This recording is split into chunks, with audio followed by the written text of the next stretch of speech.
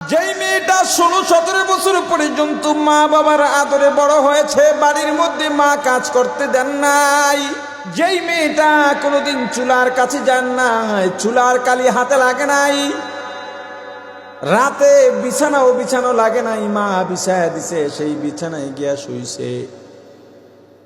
যেই মেয়েটা ফজরে উঠে নাস্তা নিজেই তৈয়ার সামনে পাইয়া গেছে, ওই মেয়েটাকে তুমি রশি দিয়াও বেঁধে আনো নাই, বন্দুক ধরে পিস্তল ধরেও আনো নাই,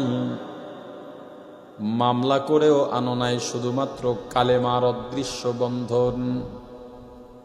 কালেমার বন্ধন হয়ে গেছে, এখন তোমার সঙ্গে নামতেছে, পিছে পিছে যাইতেছে।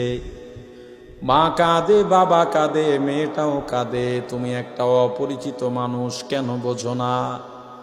কেন তোমার পেছনে রওনা দিল, তোমার বাড়িতে চলে গেল, 1 সপ্তাহ হয় নাই। তোমার শ্বশুর যদি দুর্ব্যবহার করে, মেয়েটা বাবার সঙ্গেই রাগ হয়ে যায়, আমার জামাইরে কিছু বললে আমি তোমাদের বাড়িতে আর কোনোদিন আসবো না। মাত্র 1 সপ্তাহের পরিচয়, অপরিচিত একটা পরিবেশের মধ্যে তোমার বাড়ি, না চেনে তোমার মাকে, না চেনে তোমার বোনকে।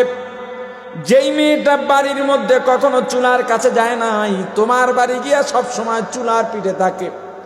যেই মেয়েটা বাড়িতে সবার আগে ঘুমাইতো, ওই মেয়েটা তোমার বাড়ি এসে সবার বিছানা বিছায়া সবার শেষে ঘুমায়। যেই মেয়েটা বাড়িতে সবার শেষে ঘুম থেকে জেগে নাস্তা নিয়ে বসতো, ওই মেয়েটা তোমার বাড়ি এসে সবার আগে উঠে সবার জন্য নাস্তা বানায়। কেন জানো? শুধুমাত্র তোমার বাড়ির অপরিচিত মানুষগুলোর মন রক্ষা করতে, আপন করবার জন্যে। তোমার মা তোমার বউয়ের বিরুদ্ধে নালিশ দেয়, দেবেই দেবে, কিচ্ছু করার নাই। এইটা বউ শাশুড়ির সবচেয়ে বড় সফলতা। যদি ঝগড়া না থাকে তাহলে হাউরির সফলতাও নাই, বউর সফলতা নাই। এটা হলো তাদের অবস্থা। তোমার মা নালিশ দিছে, মাকে সান্ত্বনা দাও বউয়ের পক্ষে বলে, মাকে কষ্ট দিবা না, একমত।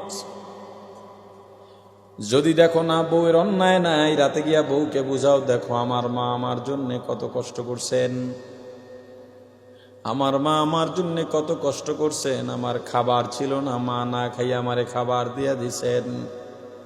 এই যে আমি এত পরিপাটি, আমার মা আমাকে পরিপাটি বানাইছেন। আমার মা যদি আল্লাহ না করুন অন্যায় করে ফেলেন, আমার মাকে আমি কিছুই বলতে পারবো না, কারণ আল্লাহ নিষেধ করেছে।